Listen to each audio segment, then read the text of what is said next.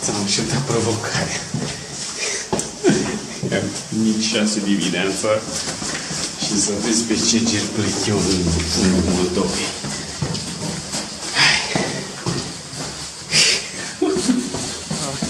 A nins aseară.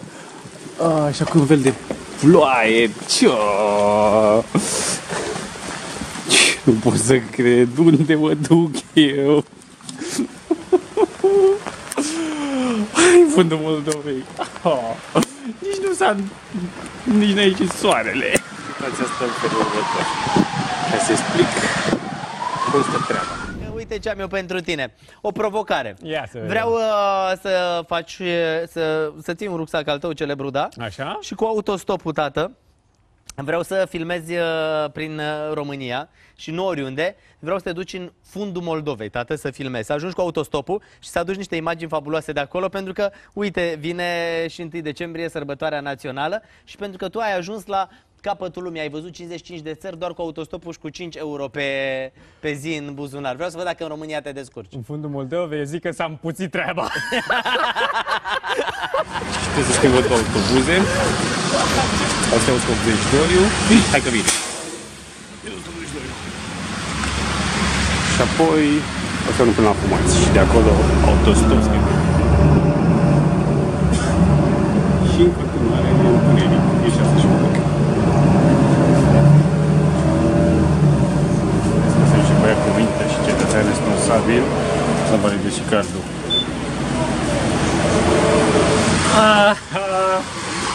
Și acum începe adevărată aventură la autostop către Moldova, către fundul Moldovei. Am ajuns la Fumați, deci de aici e mai bine să încep mâine. Așa că, dar am acceptat provocarea și am zis că o să fac în stilul meu. Am promis, adică cu autostopul, am luat chiar și portul după mine, sacul de dormit, sper totuși să n-am nevoie de vremea asta. O să bat din poartă în poartă, să vă îndurat cineva să-mi dea un adăpost. Este Pumi, Smiley Traveler e pregătit, sper că zâmbetul pe buze întotdeauna se poate orice. E o fură un sfert, deci mi-a luat o oră jumătate să ies din București, că în general la problema cu un oraș mare și vorbim de autostop, da, e să traversezi oraș. Așa că, gata, m-am ieșit din București și acum o să înceapă aventura numită autostop. Și cu bugetul meu de 5 ori ar trebui, dar nici nu cred că o să cheltuiesc banii ăștia, pentru că am plecat deja de acasă, să recrut la cuscă, niște prințele. Doamne, nu se fac, că am făcut ce drept. M-am îmbrăcat bine. Ce să zic? A oprit cineva, deci a trecut niciun sfert de oră, stai să vedem. Bună ziua, chiar există! Mergeți spre Moldova? Râmnic Sărate, Muntenia. Așa. Dacă Râmnic Sărate, Moldova, rămâne aici. Ori, dar să știți că bani nu am. Nici eu. Yeee, am prins! Deci iau mâncare de la părinții mei. Gata, mergem! Cu Florin mergem spre... Salut! Spre fundul Moldovei. Da, ne oprim unde? Pe la Râmnicu Sărat. La Râmnicu Sărat, la părinții mei mă opresc geamul de... Ia uite, trecem în județul Ialomița și pe aici nins. Continuăm, sau de fapt am început periplul oamenilor buni. Cum am spus, eu cred în oameni buni și avem aici un exemplu. E 19 și am aflat că e ziua bărbatului azi. Eu zis și domnul Florin. Că e liber, azi se muncește. Și toți bărbații pot petrece în mod controlat, împăcând bine, acasă pot să veni și la serviciu, să stea degeaba, ceea ce ar fi Știam că la noi tot se găsese 5 mai, ziua pompierilor, ziua armatului, nu era o chestie clară. Băi, când e ziua bărbatului? Este bine să ne bucurăm cu fiecare zi de ceva pozitiv. Și am trecut și de Urziceni și uitați, am primit și un mic dejun, un sandwich și un iaurt, așa că poftă bună! Buzău! Dar nici eu n-am fost hotărât să te iau. Dar a fost bine că am arătat, nu? Fundul Moldovei. Da. Și rucsacul acela și vremea asta au fost... Și mergeam spre Moldova. Fine, am mers spre Râmnicu Sărat, orașul meu natal, este Muntenia. N-am nimic cu moldovenii, dar am vrut să se respecte, să fie rigoarea istorică. Și este Muntenia. Undeva între Râmnicu Sărat și Focșani curge Milcovul. Și de la Milcov încolo e Moldova. E Moldova, da. L-a uitat și pe Don Quixote. Nu de la Mancea, ci de la Buzău.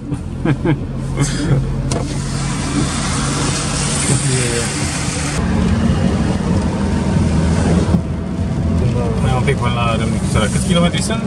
Ți-am mai zis 30. Din 30 în 30, așa cam... Nu, acum am avut decât să acceptez ideea de poștă. Cum era înainte, dar schimbai caii la poștă, din 30 în 30 de kilometri, în orășel. Filmele americanești, poștalion, că jos erau oameni, sus bagaje. Și am ajuns la Râmnicu Sărat și ieșim în ploaie. Și mă ploaie. Eu rămân la căldurică, dar am să fiu cu gândul la Bogdan și sper în lângă lui călătorie energia luată de la mine. Eu o să mă încarc cu energie de la părinți, că ne luăm în brațe și ne strângem așa. Schimb de energie. Ploaie, pe vremea asta. Vă vine să credeți sau nu, nici un minut n-am așteptat și... Asta înseamnă să ai noroc. Și domnul, cum vă numiți? Domnul Robert, gata, mergem până la Bacău împreună. Așa că m-a scos din ploaie și spre drumul meu spre fundul Moldovei va fi scurtat. Am ajuns la Focșani. Ușor.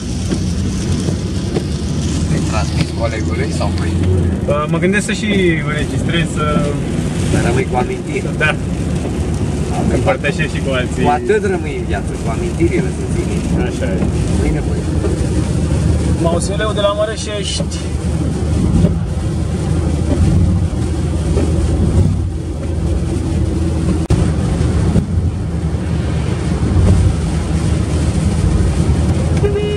Băi, păsărici.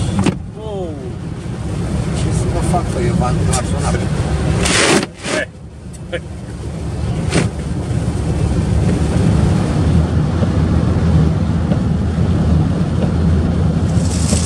Și pauză de masă la un sandwich. Poftă mare.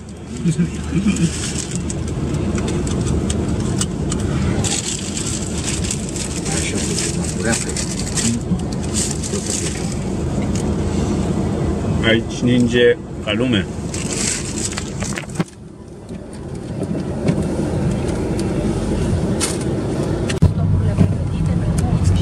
Hai că nu există doar un fund. Acum la stânga se face către fundul Răcăciuni sau cum se numește? Răcăciuni. Nu vreau să văd două funduri azi. Fundul Moldovei mi-ajunge. Dacă îi ajunge azi. Ia uite ce vreme.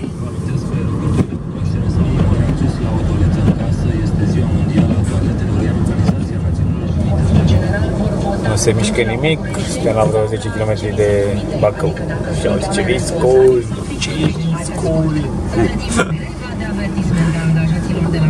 Și gata, am ajuns la Bacău, la prima intersecție. Acolo cobor drumul către Suceava. Să vedem. Coffee, Roman, coffee, Mărticeni. Ce bun, aici te-am adus. De aici. Mersi mult de tot. Hai pentru și tu la fel să ai drum bun în continuare. Ia uitați, mă, unde am ajuns.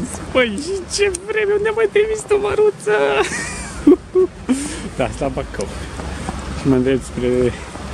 Ia pe centură. Așa, coffee un Mărticeni, Roman. Ia uita zăpada, ia uita zăpada. Păi ce alb e tot. Să rămână mami, gata, am vrut să te anunț, sunt deja la Bacău, merge treaba la Bacău, păi și tot e bine, măi, tot, păi și repede, măi, da. Mă bucur că-ți pare bine. Da, e frumos, oamenii sunt minunați. Vremea mai puțin. Așa. Vedem, găsim unde dorm. Să ține baterie și să prind ceva. Hai! 180 până la Suceava sau nu știu, da.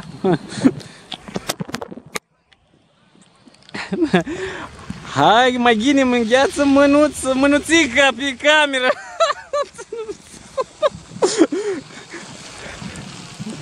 Da, mă, cu fundul Moldovei, am avut baftă cu panou, da, cu semnul, să rămână mama. Păi ce ninge, bă! Uitați și voi ce nămeți sunt, ce nămeți! Sper că e idee bună să o iau pe centură, dar nu prea au ăștia pe unde opri. Nu că fie cu viteză, dar... N-ai.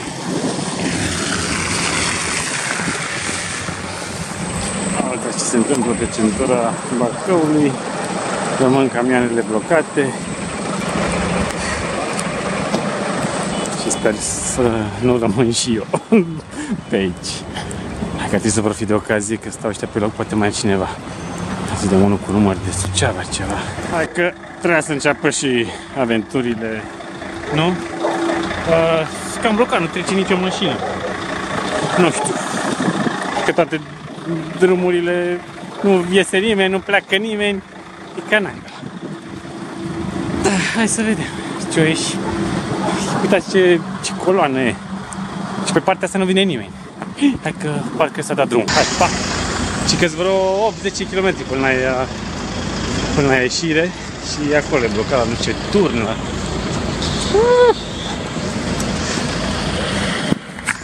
Hai că poate. Măcar un pic până la Roman. Nu. Am înțeles că ar fi cod de Nisoare pe aici prin Moldova. Am găsit aici o stație de autobuz și un loc unde ar putea să oprească. Scuzați că ecranul e flash, că și sunt direct cu stropi. Nu știu, să merg așa 2 ore în zadar. Mai bine aștept aici cu plăcuța mea cu fundul Moldovei. Măcar să ies de aici, să ajung la Roma. Da, atmosferă mișto, mă. Mai deschide cât un tirigeam, unde te duci, lucruri nebune, unde fac poză cu mine. Atmosfera e românească. Bun, hai! Hai că, uitați, un domn taximetrist m-a luat de pe drum, de pe centură, măcar așa un pic, să ies. Am primit o provocare, să ajung în fundul Moldovei și iată, stau mai pe timpul ăsta. Dar am zis, totul se poate, peste tot găsești și oameni buni și nimic nu e posibil. Da, acum că am venit ok. Da. Dacă era clima mai bună, să mai opreau. Nu mai hopuri, nu mai...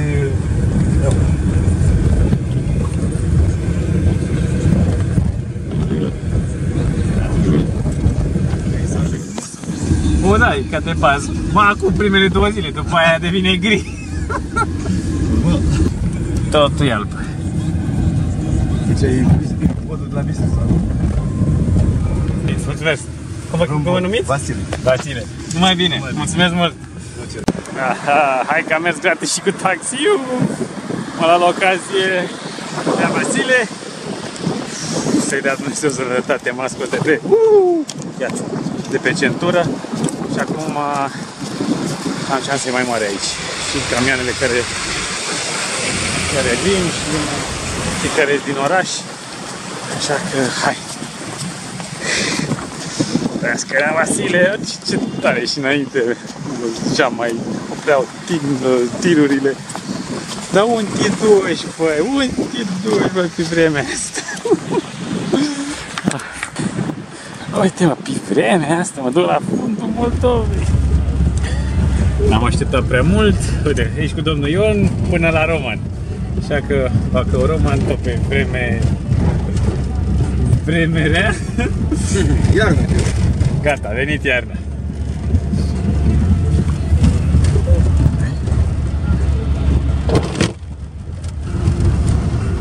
prea mai ninge, dar asta înseamnă că e mai frig și s-a făcut gheață. Am patinat un pic.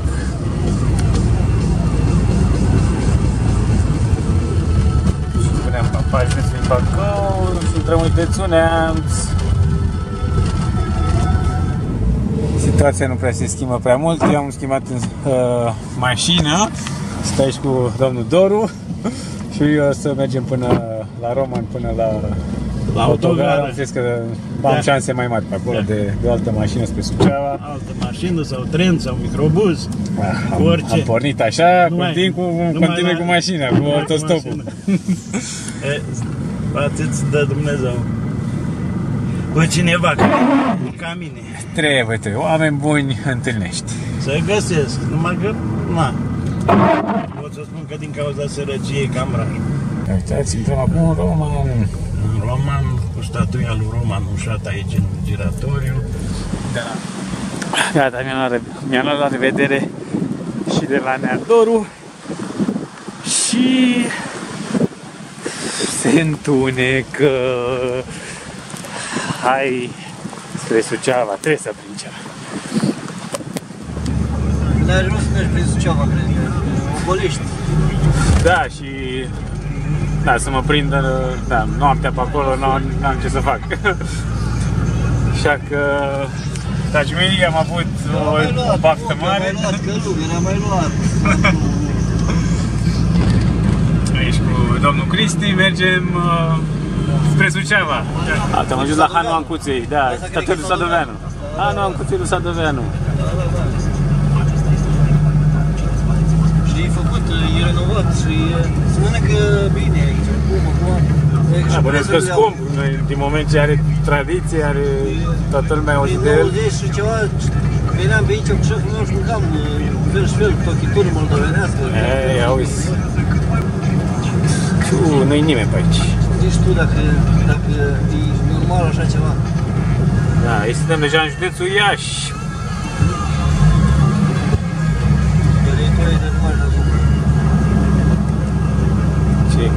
Ce coz. Județul Suceava, intrăm în Bucovina. Ținutul mănăstirilor. Frumoase.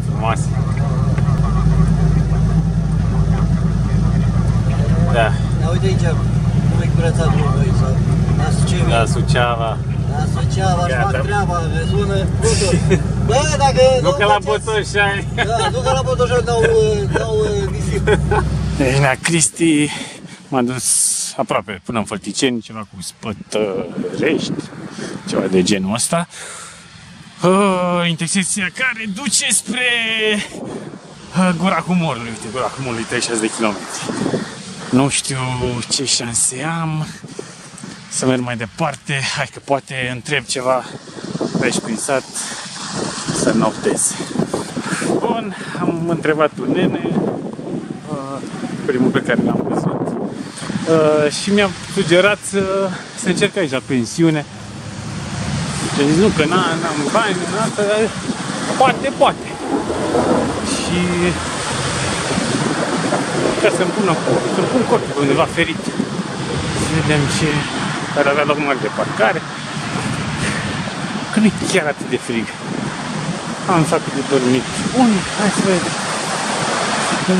Da, nu se poate. Hai să vedem. Încerc șans la ocazie și după ce fac. Tot e noapte, trebuie să... și mi-e somn. Am culcat la... foarte târziu, m-am zis la 5. M-am întrebat și pus la benzinărie. Dacă se poate, nu fac camere, nici cortul nu pot să pun. La pensiune nu. Și târziu asta e problema, că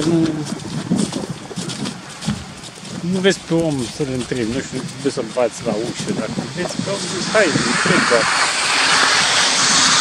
Cred, unul de Iași, bă, ieșenilor, bă, deci au oprit unul cu dubița, bă, câmpul lung, da, dar bani nu am, atunci nu voiam.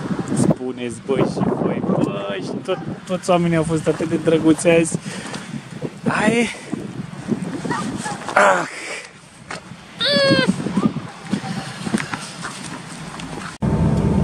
Hai că până la urmă am plecat din locul respectiv și cu domn Vasile până în Gura Comorului. De acolo vedem noi ce facem. Partea proastă e că e noapte și noaptea mereu e mai dificil cu autostopul. Vedem. Căutăm un adăpost, ceva, vedem și poate încercăm mâine. Așa, gata, am ajuns în Gura Comorului cu domnul Vasile și poate ajung la Câmpul Lung, mai sunt 30 de kilometri. Bună seara, spre Câmpul Lung?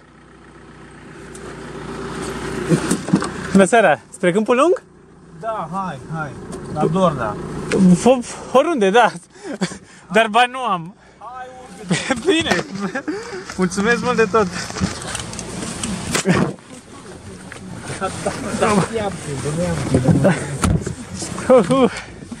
Mulțumesc. De unde mergi? De unde ai să ajungi? Păi, hai să vă spun povestea. Am acceptat o provocare să ajung în fundul Moldovei fără bani și am plecat dimineața asta din București. Serios? Pe Viscolul și pe toată nebunia asta. La intersecție, la fundul Moldovei. Dar La intersecție, de acolo mai ai de făcut câțiva kilometri. dar mă gândesc să ajung mâine, că tocmai acum am vorbit cu un prieten care are pe cineva în Câmpul Lung și mă așteaptă acum. Așa, vă mulțumesc mult! Doamne, uite ce baft am avut! Ce bine că nu m-a luat ăla din Iași! Așa, Sorin și cu mama lui, doamna Veronica, m-au lăsat în Câmpul Lung moldovenesc. Ei se duceau în Vatra Dornei, deci aveam ocazia să ajung aproape de fundul Moldovei, dar mi-a spus un prieten care o rudă, o mătușă, o nana, nu știu, nașă ceva, care stă aici în Câmpul Lung moldovenesc și a zis că mă poate primi. Așa că, super! Nu o să dorm la cort. Și câinii latră. Și zăpada scârție. Și mi-am un pic. Sunt pe strada Liliacului.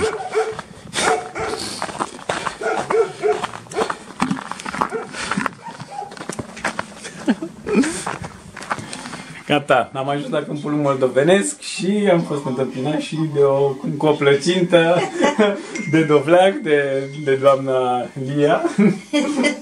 E Francesc? Filmez și așa și pentru ei și pentru... Bună, mama! Bună! Ce faci? Da. Plăcintă, acum au niște dulceață. Ce noroc am.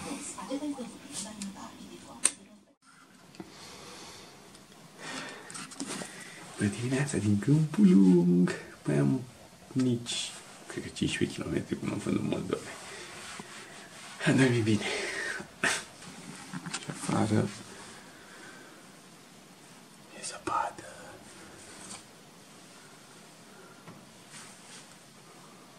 Ia uitați aici ce mic dejun, ce omletă mare. Poftă bună! Poftă bună, poftă bună. Asta vă dau și niște roșii. Ce minunăție e acolo.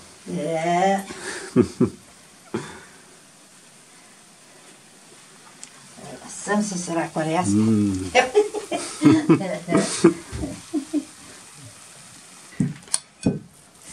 Cum se numește? Urăți cu mere. Nu este ceva chiar.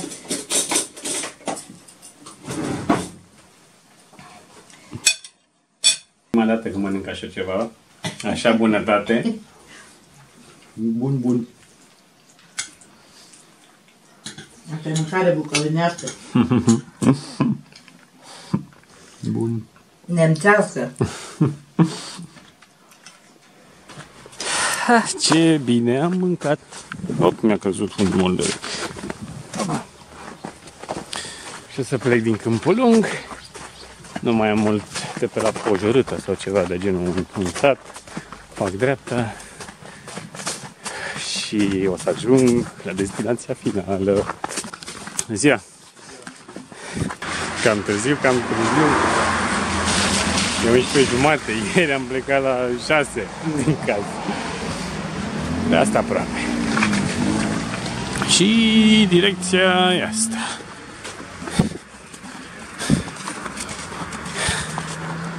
Adică direcția Vatra Dornei. Hai, din două bucăți trebuie să o fac. Gata, câmpul moldovenesc, am prins direct spre fundul Moldovei. Și m-au recunoscut de la Măruță. Așa că începem ziua frumos. Cum vă numiți? Cospăciuc Valeria. Doamna Valeria și? Cospăciuc Ion. Domnul Ion, mulțumesc mult de tot! Oameni buni aici în Bucovina. Da, te-am urmărit de fiecare dată când am văzut. Adică nimic nu e întâmplător. Da, mă da. văzuseră la televizor și a spus, uite, dacă îl văd pe băiatul ăsta, Da. cum îl duc la fundul Moldovei și uite, au oprit mașina și hai, urcă, te duce la fundul Moldovei.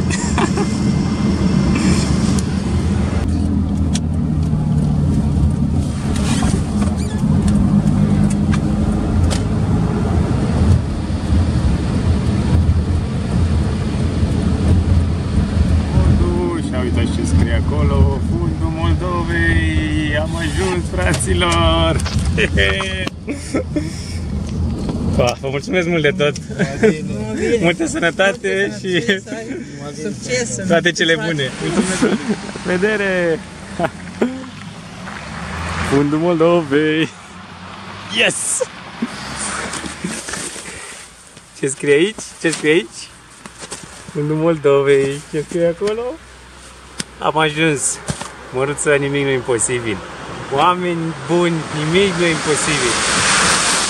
Și hai să și descoperim, să vedem ce au de oferit oamenii ăștia și locurile astea până acum extraordinare. Și am și ajuns într-o perioadă anins și totul parcă e de poveste. Fundul Moldovei. Fundul Moldovei.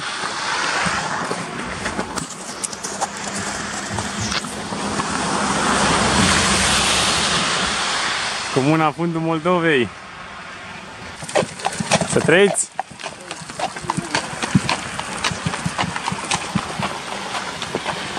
Fraților, Măruță, ia că te măs!